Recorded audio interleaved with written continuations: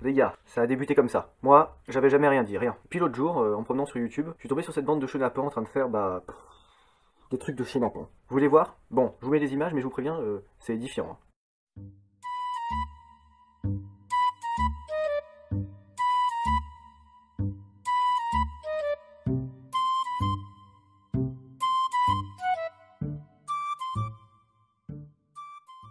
Quand je vois ce genre de truc, j'ai deux réactions. La première, Normalement, point de vue médiéval, si tu veux, la roue, bâton, on lui casse tous les membres devant tout le monde. et la deuxième. La deuxième, c'est que je dois dire que je suis un peu interloqué. Parce que d'habitude, quand on me parle d'artistes controversés, c'est plutôt Polanski, le réalisateur pédophile, Bertrand Cantat, le gentil gauchiste qui massacre sa femme à coups de poing, fait 2 mois de zonzon et nous ressort au KLM des albums à la gloire de l'éternel retour Nietzsche, ou bien sûr, le fameux, le célèbre Louis-Ferdinand Céline, la bête immonde, l'ordure finie, le monstre des Carpates qu'on ne présente plus, l'homme au pamphlet antisémite, à la collaboration forcenée.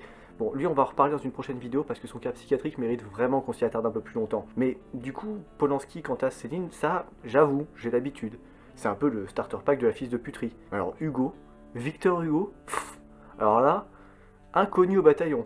Putain, j'avoue, j'avais rien vu venir. Pourtant, à l'école, Hugo, c'est un peu le gars qu'on te présente comme l'auteur parfait. Brillant styliste, grand rhétoricien, poète accompli, grand cœur, ami de tout le monde, ennemi des tyrans, gardien de la liberté. Le gars, c'est limite s'il est pas fourni en bundle avec une auréole. Et là, bah paf, d'un coup, mais genre vraiment d'un coup, on te dit que c'est un putain de négrier pro-esclavage, pro-colonisation, pro-ségrégation, une sorte de croisement funeste entre ton oncle, la caricature de militant RN, et DiCaprio dans Django. L'horreur, quasiment le nazisme. Moi, franchement, ça m'a étonné, et je demande à voir. En plus, bon, j'avoue, j'aime bien Victor Hugo, avec son petit air là, sa petite barbichette, son petit regard ténébreux mais bienveillant, ses petits poèmes en alexandrin, allez, raille.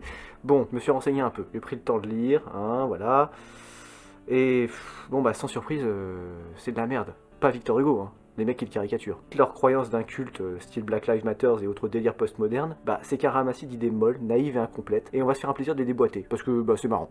Alors on va se demander, qui était vraiment Victor Hugo? Pourquoi c'était un mec bien? Et qu'est-ce qui peut bien pousser ces hurluberlus antillais à le détester autant? Alors on est parti, en scène, il est temps de charger dans le tas.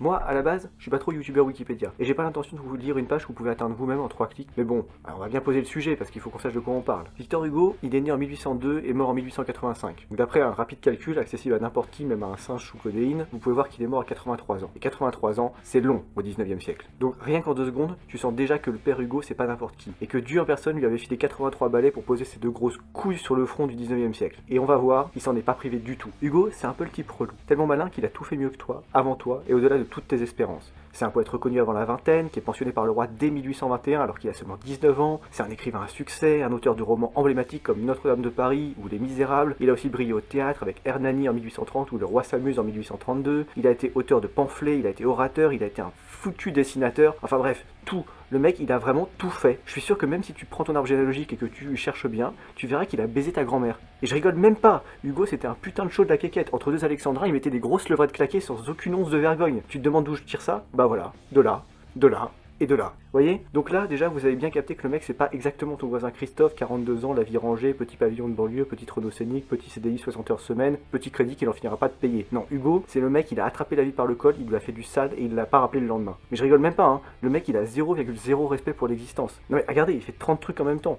Il écrit des pièces, il rédige des discours, il compose des odes, il drague des comtesses, il esquive des condamnations pour adultère. Bon, si on veut s'y retrouver, il va falloir mettre un peu d'ordre. Alors je vous propose de décomposer sa vie en 4 parties. D'abord, jusqu'à 30 ans, donc jusque vers 1831-1832, Hugo, il se fait un nom. Il compose ses premiers textes, ses premiers romans, ses premiers articles, il rencontre le roi, il se marie, il a des enfants, et il a même la Légion d'honneur. Donc c'est-à-dire que le Gus, à 30 balais, il a déjà fait mieux que 99,999999% des gens sur toute leur vie. Et crois-moi, bah ça fait que commencer. Ensuite, comme il est un peu fatigué, de 30 à 50 ans, il se repose. Oui, enfin, il se repose.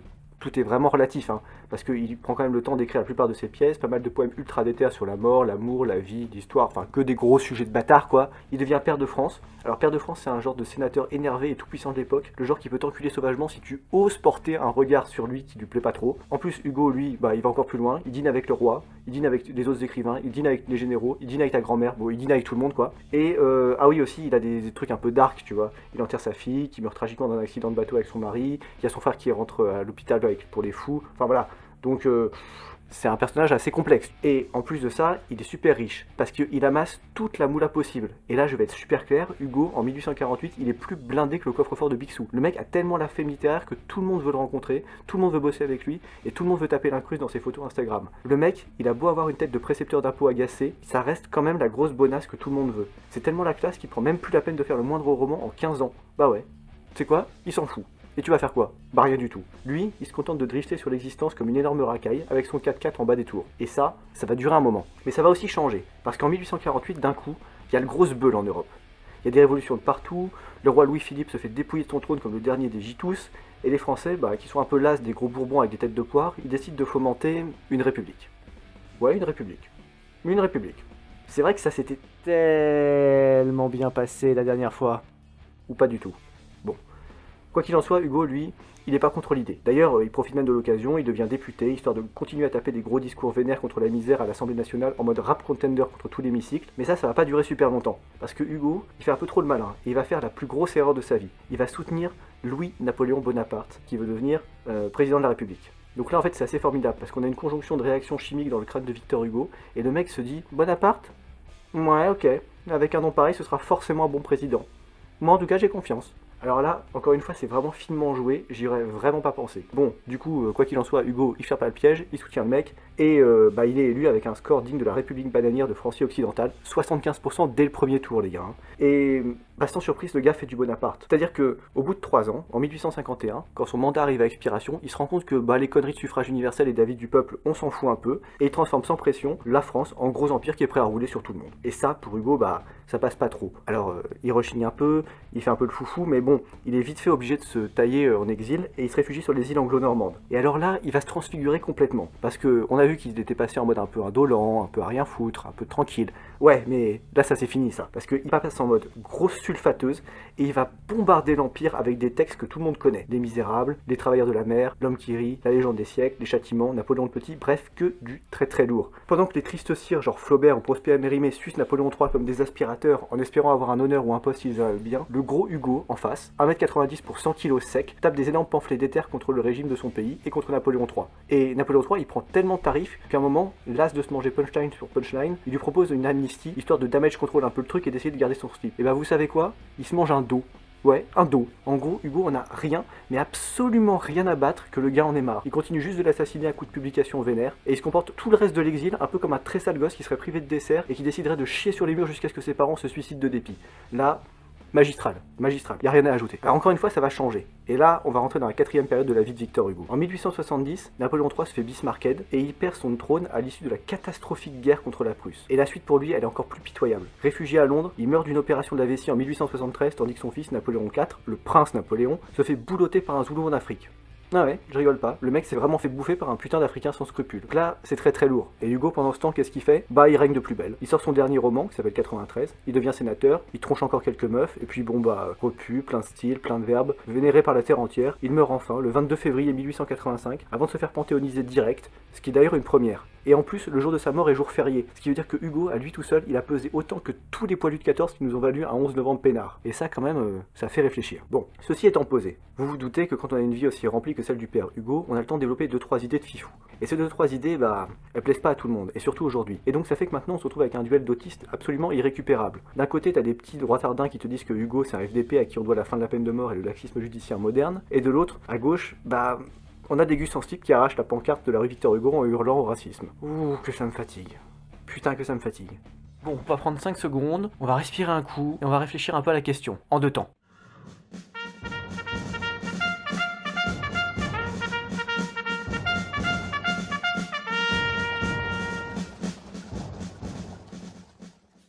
On a un peu tendance à l'oublier dans notre société de pacifistes bêlants où ton premier réflexe est toujours de baisser les yeux quand on vient te taper ton portable à 5 contre 1 et de t'excuser de respirer en promettant de pas faire d'enfants pour défendre le climat quand on te parle de masculinité toxique. Mais à l'époque de Hugo, c'était pas exactement la même came. En gros, en 1830, il y avait un petit métier artisanal complètement oublié aujourd'hui, 3 fois rien, qui s'appelait gros bourreau et qui consistait à désosser savamment tous les chenapans et autres petits gredins qui se seraient avisés de faire rôtir un paysan pour lui piquer ses économies ou de rançonner un bourgeois pour lui faire cracher en 5 minutes le PIB du Mozambique. Jusque-là, je pense qu'on est tous d'accord pour le dire, même sans approuver cette violence, qu'elle était un peu logique. Ouais, t'as fait une connerie, tu prends tarif. Bon, très bien. Mais sauf que ça allait vraiment trop loin à l'époque de Victor Hugo. En fait, tu pouvais prendre le même tarif pour un viol en réunion ou pour le vol d'une putain de crêpe Waouh au boulanger du coin. Et ça crée un système super illogique où t'avais des bagnes plein de mecs qui sont juste pauvres, parce que pour rappel, le combo RSA plus AH n'existait pas encore. Et ces gus là, ils côtoyaient quelques tueurs d'enfants dépourvus de vergogne qui se faisaient un plaisir de les frapper, de les violer et de les tuer. Grosse ambiance. Et plus grave encore, comble de la belle connerie du temps, bah parfois tu pouvais être décapité juste pour une petite récidive. C'est-à-dire que si tu voles une deuxième crêpe Waouh, au lieu de retourner au bagne, tu te prends une guillotine dans la fif. Ça te calmera un peu plus. T'as compris que ça faisait aucun sens. Et du coup, Hugo, il a vu ça et il a eu une grande idée, abolir la peine de mort. Alors à son époque, c'était un petit peu farfelu, mais bon, il y avait déjà quelques partisans. Et du coup, Hugo, bah, il s'est fait un peu leur chef de file. Il a fait des dessins, des poèmes, des romans sur le sujet. Et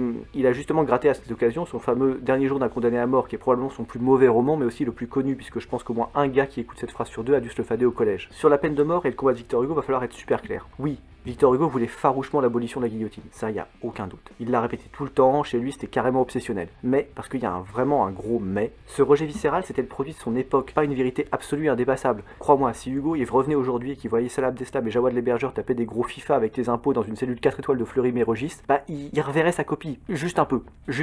Et c'est un peu pareil avec toutes les idées d'Hugo, tu vois. C'est comme les États-Unis d'Europe, tu crois vraiment qu'il aurait aimé l'Union Européenne qui est complètement débile, qui est pleine de lobbies et qui est pleine de magouilles? Bah non. Et là, bah là c'est pareil, avec la peine de mort, il aurait pas approuvé aujourd'hui. Et oui mon petit droit tardin, si Hugo était contre la peine de mort, c'est parce que quand il était petit, il avait vu des pauvres paysans espagnols se faire déboîter par des gros soldats de Napoléon qui avaient envahi son pays. C'est aussi parce que quand il avait 20 ans, en 1822 donc, il a vu 4 petits sergents de La Rochelle se faire décaniller pour un hypothétique complot contre le roi. Et ça a continué toute sa vie. En 1848, il a vu des révoltés se faire atomiser parce qu'ils s'opposaient à la bourgeoisie. Et même quand il était après en exil à Guernesey, il a vu un gus, un américain qui s'appelait John Brown, se faire éclater aux USA. Et tout ça, ça l'a énervé. Alors t'as compris, Hugo vivait dans un monde violent, ultra violent, avec une violence gratuite et inouïe. Et ça, bah il voulait que ça se calme. Et il se disait que peut-être que en arrêtant de tuer les gens et en essayant de les éduquer un peu plus, on pourrait arriver à un résultat. En plus, faut bien comprendre un truc. À l'époque, les condamnations à mort, c'est pas doux, feutré, caché ou quoi. Genre, c'est en place publique. Donc si tu te tapes une bonne déterre, tu peux te lever à 5 du mat, faire quelques kilomètres en calèche et aller voir un type qui se fait décoller la fif dans le chef-lieu de ton canton. Tu vois? En fait, dans l'agenda d'un gros paysan de déterre du Quercy en 1840, y a pas marqué aller cotiser comme un esclave et regarder les vidéos du hussard. Il y a je me lève à 5h du mat, je vais traire les vaches et ensuite je vais voir un voleur de bétail qui se fait décapiter. Alors ça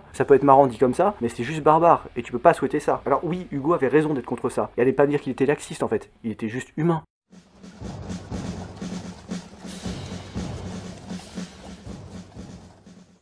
Bon, une fois qu'on a dit ça, l'autre grande idée qui a la cote en ce moment, alors ça plutôt à gauche, chez les débiles sans culture qui tapent des discussions malaisantes avec Ben Never et des arrachages de pancartes minables, option caleçon apparent en Martinique, bon en gros la team Mélenchon habituelle, c'est les accusations de racisme. Oulala, Victor Hugo sera un amoureux de l'esclavage, un apôtre de la colonisation, un partisan de la hiérarchie des races, et ben voyons. Bon, ce qui est marrant, c'est que quand on écoute ces trisomiques non diagnostiqués, ils s'appuient tous sur le même texte. C'est un petit discours que Hugo a tenu en 1879, donc quand il avait 77 ans, et ouais, clairement, c'est pas le discours le plus glorieux que Hugo ait fait. Il a des mots qui aujourd'hui passeraient pas. Mais là où c'est vraiment d'une grande malhonnêteté de dire ça aujourd'hui, c'est que Hugo, quand il a tenu ce discours, il avait fait une attaque cérébrale un an avant, en 1878. Il était plus vraiment ultra lucide et il était plus aussi pertinent qu'il l'a été avant. Et ça, bah c'est super injuste de pas le mentionner. Hugo, si tu veux dire qu'il est pour l'esclavage, bah il va falloir apporter d'autres textes, des textes plus anciens, des textes de sa jeunesse par exemple, ou des textes du milieu de sa vie. Alors, laisse-moi réfléchir. Il a dit quoi déjà dessus, Hugo? Ah oui, bah ça, et encore ça. Ouais, ça le fait pas trop, hein. Bon, je crois que ça sent un peu le roussi. Alors on va essayer de changer de sujet. Peut-être que Hugo, il était pour la hiérarchisation des races. Peut-être que c'était un gros raciste au fond. Et suspense, c'est bah non. Encore raté. Bon, je crois qu'à ce stade, vous me faites de la peine les mecs en caleçon. Alors je vais vous concéder un petit point et on va argumenter dessus. Oui, Hugo était pour la colonisation. Mais à l'époque, la colonisation, c'était une idée de gauche. En gros, après la grosse branlée monumentale de 1870, les Français ont cherché à se refaire une estime d'eux-mêmes, en allant tabasser des peuples exotiques et en passant le jeu de la guerre en mode très facile. Et bah devine quoi, c'est tombé sur l'Afrique, sur l'Asie et sur l'Océanie. Et ouais, maraver une bande de gus en pagne avec des étuis péniens, c'était tout de suite vachement plus commode que de taper un 1 vs 1 contre Hans, le bavarois des terres et son gros canon 75 Deutsche Qualität. Alors, c'est pas joli, c'est clair, mais tout le monde pensait comme ça à l'époque. Et Hugo, faut bien le comprendre, c'était clairement pas le pire dans la catégorie « Viens, on prend une grosse BM et on va rouler sur tout le monde ». Et tu veux que je te dise, tu sais qui s'opposait à la colonisation à l'époque? Eh ben je vais te le donner en mille, c'était la droite, la grosse droite royaliste et monarchiste. Alors dis-moi mon petit gauchistin, tu préfères quoi entre Hugo le gentil colonisateur et Sixte de Bourbon-Parme, le gros prince des terres qui veut rétablir le servage? Bah voilà, et bah tu fermes ta gueule. Du coup, Accuser Hugo d'être un colonisateur, c'est aussi con que d'accuser un paysan de 1204 d'être catholique intégriste. Bah oui, gauchistin, mais tout le monde pensait pareil en ce temps-là, alors pas la peine de l'ouvrir. En plus, Hugo il est plus nuancé que la moyenne. Oui, il soutient la colonisation, mais il dénonce aussi les abus de tout ça. Et il a pas attendu longtemps pour s'y coller. À 16 ans, ouais, juste quand il avait 16 ans, il tapait des grosses séances d'écriture pour son premier roman qui s'appelait Bug Jargal. Et bah tu sais quoi, ce roman c'était déjà une pure dénonciation de la colonisation aux Antilles. Et on était en 1818 là, soit plus de 200 ans avant tes jérémiades d'inculte élevés à l'école de Twitter et à la propagande de Netflix. T'as compris? Alors les décrocheurs de pancartes en slip, qu'est-ce que vous en dites?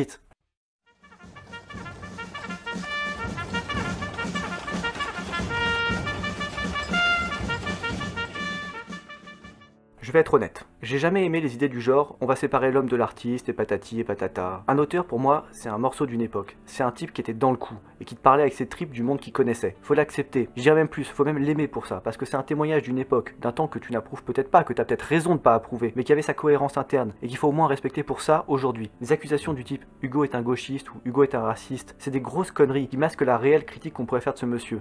Victor Hugo c'était un bourgeois qui te parlait de fraternité en étant millionnaire, d'égalité en troussant ses bonnes et de liberté en voyageant comme il voulait avec sa maîtresse Juliette Drouet. Ça tu vois, ce serait déjà plus sérieux de le critiquer là-dessus. Et puis franchement, c'est vraiment quand même pas grand chose quand tu vois la qualité de ses romans, la beauté de sa poésie et la force de son théâtre. Y a pas un espèce de complot de l'école qui veut pas te parler de ça, c'est juste qu'on s'en fout parce que c'est 3 pages dans une œuvre qui en compte déjà plus de 100 000. Alors oui, Hugo avait ses défauts, il était humain, trop humain comme dirait le moustachu de la statue. Mais avant de le critiquer, Prenez le temps de lire 93 et la légende des siècles. 93 c'est un putain de roman d'aventure, avec tout ce qu'il faut pour commencer à lire quand on n'aime pas ça. Dedans il y a des tempêtes, il y a des naufrages, il y a des batailles, il y a des châteaux forts, des gros dialogues entre Marat, Danton et Robespierre, des incendies, des allégories de la France, des bastons au sabre, et surtout il y a des grosses envolées lyriques partout. Et la légende des siècles, bah c'est la même chose mais en vers. Des gros alexandrins de bâtards, des punchlines qui fusent, des textes tellement lourds, légers, professionnels que tu vas te retrouver 10 points de QI en les lisant. Bref, au lieu de regarder la prochaine boost de McFlop et Carly Crotte, bah fonce bouffer ça. Ça t'évitera de finir en slip dans les rues de la Réunion à arracher des pancartes comme un gros vandale.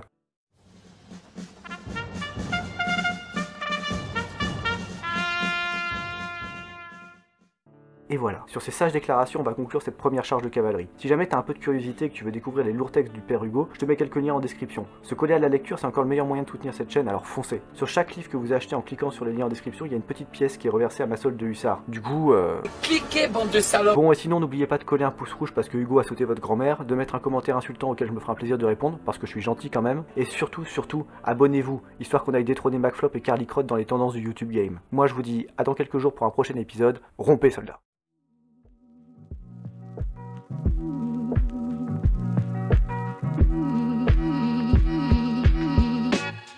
You breathing in and out of my